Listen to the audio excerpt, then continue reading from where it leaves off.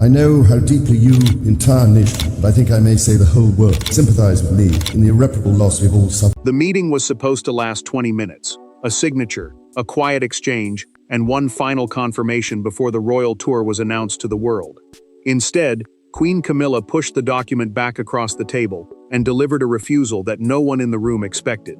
King Charles stared at her, waited for an explanation, and then rose without another word.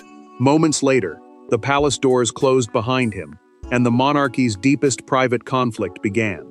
Before we go deeper into what this really means for the royal family, make sure to subscribe so you don't miss a single update. Charles had entered Buckingham Palace expecting agreement, not defiance. He had asked Camilla to approve a Commonwealth royal tour through Canada, Australia, Samoa, and New Zealand, meant to reassure overseas realms and prove the crown remained steady. A Commonwealth tour is an official visit to nations linked through the voluntary association headed symbolically by the monarch, and this one carried unusual weight because every appearance projected unity. Camilla's signature mattered because the final itinerary placed her beside the king at receptions, charity engagements, and a remembrance ceremony. An itinerary is the formal schedule setting out where senior royals go, whom they meet, and which duties they perform. Without her cooperation, planners could not present the tour as a united mission, and Charles knew hesitation would weaken the message. Camilla did not hesitate. She refused to sign the authorization document, told Charles she would not travel under the conditions he had approved, and pushed the folder back toward him. He assumed she wanted changes. Then the queen consort met his stare and said she understood exactly what her refusal could do to the monarchy's credibility. Charles placed his glasses beside the unsigned pages. His chair moved back with a harsh scrape, but he offered no outburst, warning, or plea. The king simply stood, ignored the aide who called after him, and walked through the doors, leaving Camilla alone with her decision. Yet travel was never the true issue. Buried inside the revised order of appearances was a change placing Catherine at the center of several important engagements while reducing Camilla's independent role. That order determined who led each event, and therefore who appeared to carry the monarchy's future. An aide entered after Charles had gone, and noticed one handwritten sentence beside the final reception. "I will not attend merely to witness my own replacement." Camilla had revealed the wound without speaking it aloud. The dispute was not administrative. It was personal, and its roots reached back to an earlier ceremony that convinced her the king was quietly preparing for a future without her at its center. For decades, Charles and Camilla had survived judgment, scandal, separation, and public hostility by believing they were fighting for the same future. But power changes the meaning of loyalty. Now the king saw the tour as a duty that could protect the monarchy, while his wife saw it as proof that her place beside him was being quietly reduced. Their conflict was no longer about whether they loved one another, it was about whether love could survive when the crown demanded different sacrifices from each. Charles closed the door of his private study and opened the dispatch box he had carried from the meeting. A dispatch box is the secure red case used by the sovereign to hold official papers, and tonight it contained the tour schedule that had just divided his marriage. He read each page again, searching for the moment when duty had turned into betrayal. The journey was meant to prove that he could still lead, protect Commonwealth relationships, and silence fears that the crown had begun to weaken. Camilla remained at the table long after the aides had left. She picked up the pen she had refused to use and slowly turned it between her fingers. The queen consort had spent years defending her right to stand beside Charles, enduring public anger and endless comparisons with Princess Diana. Now the reduced schedule seemed to confirm her darkest fear. The institution had accepted her presence, but it had never truly stopped treating her as temporary. Charles felt his anger collapse into dread. If the refusal became known, every newspaper would describe a monarchy divided at its center. The king understood that a royal tour was more than travel. It was a public test of unity, designed to reassure nations that the family behind the crown still moved with one purpose. Camilla understood that too, which made her defiance even more painful. William had helped reshape the schedule around the next generation. Prince William believed Catherine could strengthen confidence during engagements focused on families, young people, and mental health. The future king had not intended to humiliate anyone, but his growing influence was impossible to ignore. Catherine recognized the danger immediately. When the Princess of Wales received the revised itinerary, She asked through a documented exchange with her private secretary whether Camilla had approved the changes. Catherine had never requested a larger role, and she feared that every new appearance would be interpreted as a quiet announcement of succession. Charles had promised William that the tour would show the monarchy's future. He had also promised Camilla that she would never again be publicly pushed aside. The schedule proved he could not keep both promises. The true rupture, however, had begun weeks earlier. Camilla had overheard a private conversation after a ceremonial reception, and one sentence convinced her that Charles was already preparing the palace for a future in which she no longer stood at its center. That moment would become the point of no return. The rupture began beneath chandeliers, applause, and polished royal smiles. At a reception celebrating Commonwealth volunteers, every gesture appeared carefully controlled. But after the guests departed, Camilla returned to collect a brooch she had left in an adjoining room. There, through a partially closed door, she heard Charles and William discussing the future of overseas royal duties. One sentence stopped her cold. The next tour, the king said, must show the world who would carry the monarchy forward. Camilla had spent the evening beside Charles, William, and Catherine, presenting the picture of a united royal family. A Commonwealth reception is a formal gathering honoring people from nations connected through the association historically linked to the crown. That night mattered, because support for royal visits was weakening in several countries, and the palace needed to prove the monarchy could change without appearing unstable. Charles remained behind after the final guests departed, and asked William to speak privately. The king feared that overseas tours centered only on the older generation would no longer command the same attention. The prince agreed, arguing that Catherine should take a stronger role, while the monarchy still had time to manage the transition calmly. Camilla moved toward the adjoining room and stopped before entering. Then she heard Charles say, "This tour must belong to the future, even if some of us must step back." William answered that the change had to appear natural, not like an abdication. An abdication is the formal surrender of the throne, and neither man wanted the public to mistake gradual transition for the king preparing to leave. Camilla remained hidden until both men walked away. The queen consort collected her brooch, closed her hand around it, and returned to her apartments without confronting either of them. Once alone, she removed the jewel and placed it sharply on the dressing table. Charles had meant his own workload as much as anyone else's, but she heard something far more painful. He had discussed her future without her. Camilla acted the following morning. She asked her private secretary to collect every version of the proposed itinerary, the official schedule listing each engagement and participant. The drafts showed that 3 of her solo appearances had vanished while Catherine had gained 2 major events. One page carried handwritten instructions from William's office, recommending that the Princess of Wales lead a youth summit originally assigned to Camilla. The change appeared practical, but its meaning was unmistakable. Influence was moving from the present queen toward the woman expected to follow her. Camilla wrote Charles a letter asking whether he still saw her as an equal partner. She sealed it, hesitated, and locked it inside her desk. By approval day, that silence had hardened into defiance. When husband and wife finally faced each other alone, the tour document would become an accusation, and every buried grievance would enter the room with them. Charles returned to the room 10 minutes after walking out, but the silence had changed him. The first departure had been anger. His return was a demand for truth. Camilla still sat beside the unsigned document, her hands folded, her expression guarded. No aides remained. No courtiers stood ready to soften their words. For the first time since the tour was proposed, the king and queen faced each other not as symbols of national stability, but as 2 wounded people preparing to accuse one another. Charles dismissed the staff waiting outside and closed the door himself. He placed the rejected folder between them and asked Camilla to explain exactly what she believed he had done. The authorization document was the formal paper confirming agreement to the tour schedule, and without her signature, the palace could not present the journey as a united royal mission. Camilla did not lower her gaze. She told him the itinerary had been designed to place Catherine at the emotional center of the monarchy, while reducing the queen consort to ceremonial support. The tour mattered because it would be watched across several Commonwealth nations, and every appearance would signal who carried influence inside the royal family. She would not approve a journey that advertised her own decline. Charles struck the table once with the flat of his hand. The pen shifted beside the papers.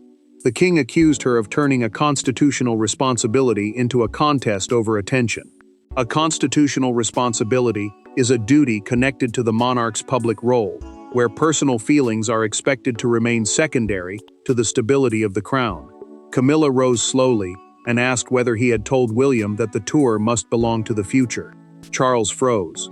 His expression changed before he could answer, and she knew she had found the truth. He realized at once that she had overheard the private conversation after the reception. Camilla reached into her handbag and produced the earlier itinerary drafts. She pointed to 3 engagements removed from her schedule and 2 major appearances transferred to Catherine. The Queen demanded to know why those changes had been approved before she was consulted. Charles admitted authorizing them. He insisted Catherine's presence would strengthen public confidence and denied any intention to humiliate Camilla. Yet the admission cut deeper than denial. The king had chosen institutional strategy first and trusted his wife to accept the cost later. Camilla placed the authorization pen into his hand. She told him he could proceed without her, but she would not lend her name to the arrangement. Charles set it down and replied that the crown could not be governed by wounded pride. Charles picked up the unsigned folder and opened the door. Without turning back, he said that refusing the tour meant refusing him before the entire institution. Within an hour, William would learn the approval had failed, and the palace would be forced to discover where power truly rested. Palaces rarely announce where power truly lives. It hides in calendars, seating plans, briefing papers, and the quiet authority to decide who stands beside the sovereign when the cameras arrive. Camilla believed the king controlled the tour. Charles believed duty controlled them both. But when William entered the private audience room carrying the revised schedule, another truth became impossible to ignore. The future monarch had already begun shaping the crown's direction, and everyone around him could feel the balance shifting. William had been given responsibility for several strategic parts of the journey because Charles wanted him involved in long-term Commonwealth planning. The Prince of Wales is the title traditionally held by the heir to the throne, and that position gave him growing influence over royal messaging, family participation, and the choice of engagements meant to attract public attention. William understood the palace's concern. Senior officials feared that a tour focused only on Charles and Camilla would struggle to connect with younger audiences. Catherine's expanded presence was intended to offer continuity and energy, not officially to weaken the queen consort. Yet intention no longer mattered. The schedule had become evidence in a private war. William received the news from an aide and read the final itinerary without speaking. He removed the page containing Catherine's largest engagements, folded it once, and asked whether his father was alone. The future king knew immediately that his recommendations had helped trigger the confrontation. Worse, he feared his wife would now be blamed for a plan she had never demanded. Catherine drew her boundary the moment he explained what had happened. She took the schedule from William and told him she would withdraw from the tour rather than become a weapon against Camilla. The Princess of Wales kept her voice calm, but her hands tightened around the pages. She refused to let personal ambition be attached to her name when the changes had come from palace strategy. Charles rejected that offer. The king told Catherine that retreating now would reward emotional pressure and show that royal planning could be overturned whenever private resentment became strong enough. He thanked her for the sacrifice, but insisted she remain. Charles then received the harder truth from his advisors. Camilla could refuse to travel, but she could not cancel the sovereign's tour alone. The sovereign is the reigning monarch, and his official journey did not legally depend on his wife's approval. Her signature carried political value, not final authority. Charles sat alone and drew a line through Camilla's name on the joint schedule. His hand paused before the stroke was complete, but he finished it and ordered an alternative itinerary. The tour would proceed with William and Catherine beside him. Camilla would remain in Britain. Once she received that decision, the private rupture would become visible, and the king would discover whether the crown could move forward without destroying the marriage behind it. The revised document arrived in a plain red folder, but Camilla understood its meaning before she opened it.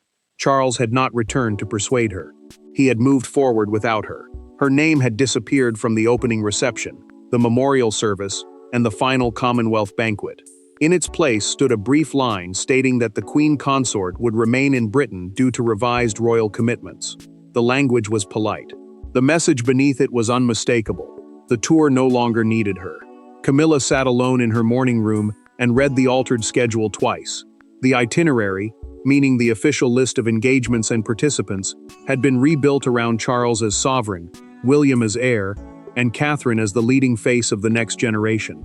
Several events had been shortened, while the Queen's literacy and domestic violence initiatives had vanished completely.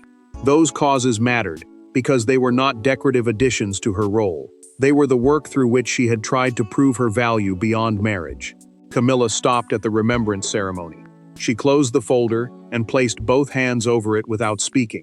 The communications team had prepared a statement saying she would remain in Britain to support domestic charities and attend earlier commitments. The wording protected the palace from immediate embarrassment, but it could not explain why the king's wife had suddenly disappeared from the monarchy's most important overseas mission.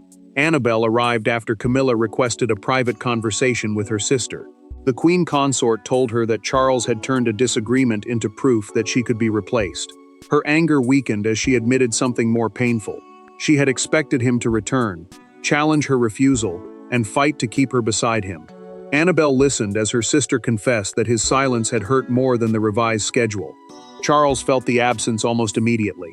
While reviewing briefing notes with an aide, the king asked whether Camilla had approved a charity speech connected to the tour. The room went still. When he was reminded that she was no longer traveling, he lowered his eyes and continued reading, but the words had lost their meaning. Camilla did not join him for dinner that evening. A tray was taken to her apartments while Charles ate alone. Neither crossed the corridor between their rooms, and the distance became heavier with every passing hour. Catherine refused to treat the new program as a victory. When advisors praised her expanded role, the Princess of Wales ended the conversation and called the schedule a family failure, not a promotion. She demanded that no briefing describe her as Camilla's replacement.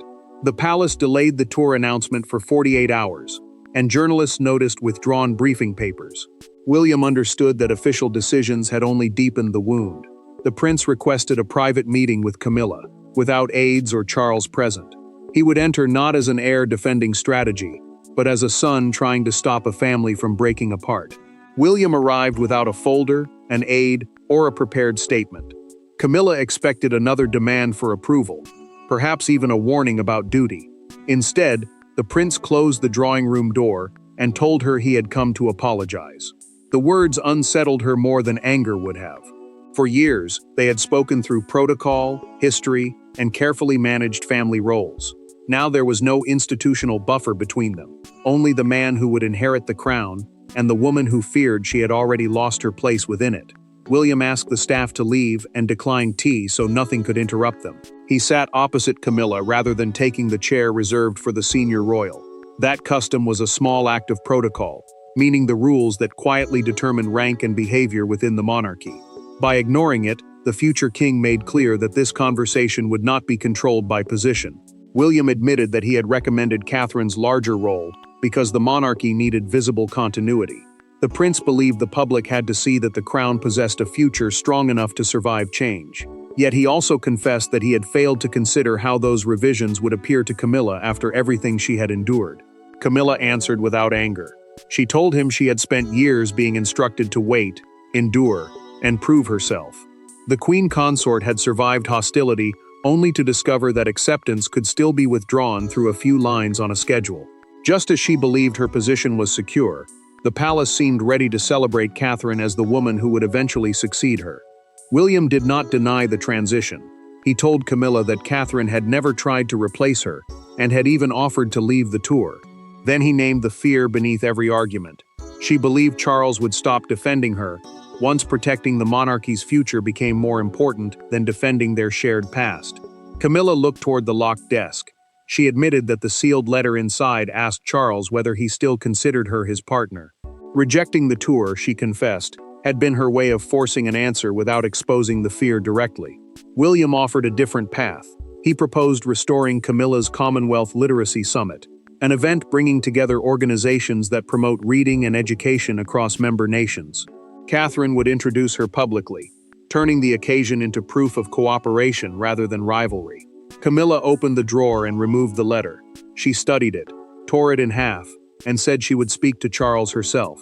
No more messages through schedules, no more hidden tests. Camilla agreed to reconsider the tour on one condition. Charles must speak to her first as her husband, not as the king demanding obedience.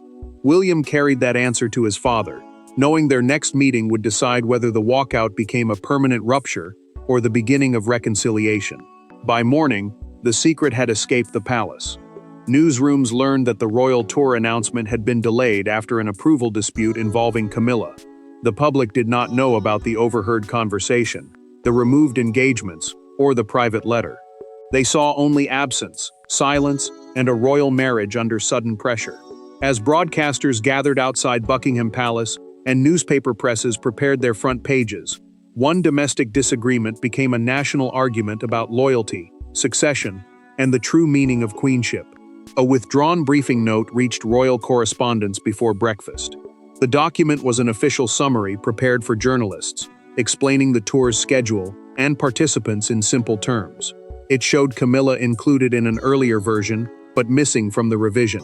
Reporters immediately connected her removal to the delayed announcement, and the palace's silence gave the story fresh force.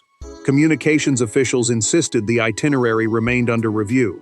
The itinerary was the formal schedule listing each royal engagement, location, and participant. Yet the statement did not confirm whether the queen consort would travel. That omission mattered, because the tour had been designed to display unity. Every hour without an answer made division appear more likely. Charles became the face of the crisis the following morning. A major London newspaper printed a photograph of him leaving Buckingham Palace alone beneath the headline, "A Tour Divided." Smaller images showed Camilla arriving separately and Catherine holding the revised program. The front page turned private pain into public evidence. Crowds gathered near the palace gates by midday. One woman raised a handwritten sign declaring, "The crown needs unity," while another shouted that Camilla had every right to defend her dignity. Their disagreement captured the national mood. Some saw selfishness. Others saw a wife refusing to be erased. Catherine soon became a target. Commentators accused her of benefiting from the Queen's exclusion, even though she had offered to withdraw. The Princess of Wales turned off the television and told William that their silence was allowing strangers to define her intentions. William agreed, but he warned that speaking before Charles and Camilla reconciled could make the rupture worse. Camilla rejected a scripted statement prepared in her name. She refused to perform unity before honestly speaking with her husband. Palace advisors then proposed a joint charity appearance with Catherine, but the Queen would not approve it while the marriage remained unresolved. Charles found the newspaper beside his breakfast plate. The king stared at the image of himself walking alone, pushed it away, and asked for Camilla to come to his private sitting room immediately. The world was waiting outside. This time, no document would stand between them. Charles and Camilla faced one final choice: protect their pride separately, or tell the truth before the crown paid the price. When Camilla entered the king's sitting room, Charles was standing beside the window with the unsigned authorization on a nearby table. Neither reached for it. The tour had already caused enough damage, while reduced to signatures, rankings, and carefully edited schedules. What remained could not be repaired by protocol. Charles turned toward his wife and admitted that he had asked her to support the monarchy's future, without first assuring her that she still belonged within it. For Camilla, those words changed everything. Charles accepted responsibility without hiding behind duty. He acknowledged that expanding William and Catherine's roles was necessary, but admitted he had treated Camilla's cooperation as guaranteed. The authorization was the formal document confirming agreement to the tour, yet the king now understood that no signature could replace the private conversation they should have shared before palace advisors became involved. Camilla accepted her own part in the crisis. She admitted that refusing the tour had been an act of wounded pride. Rather than tell Charles that she felt abandoned, the queen consort had used the document to force an answer from him. In doing so, she had endangered the stability they had spent years trying to build together. Charles told her that preparing the next generation did not mean erasing the present queen. He insisted that William and Catherine represented continuity, not replacement. Camilla replied that she did not need to outrank Catherine or dominate every engagement. She only needed to know that her husband would never quietly remove her from his side. Charles promised that future changes involving her public role would be discussed with her before reaching advisors. Camilla agreed that succession planning, the careful preparation for the monarchy's next reign, could not be treated as a personal rejection whenever attention shifted toward William and Catherine. Charles placed the amended authorization on the table and offered her the pen. Camilla read the revised itinerary, saw that the Commonwealth Literacy Summit had been restored, and signed. The king then added his name beneath hers. Catherine would introduce Camilla at the summit and publicly honor her years of advocacy. The gesture would not show one woman surrendering to another. It would show the present and future monarchy standing together. Buckingham Palace announced that Charles and Camilla would lead the full tour, with William and Catherine joining selected engagements. Before leaving, the king reached for his wife's hand. She accepted it, and the door they had crossed separately in anger closed behind them together. The walkout had not destroyed their partnership. It had exposed what silence, fear, and pride could do when honesty failed. Camilla learned that dignity could not be protected through defiance alone. Charles learned that duty without emotional loyalty could feel like betrayal. The crown moved forward because both finally chose candor over pride. Thanks for watching. Please don't forget to like and subscribe, and we will see you in next one.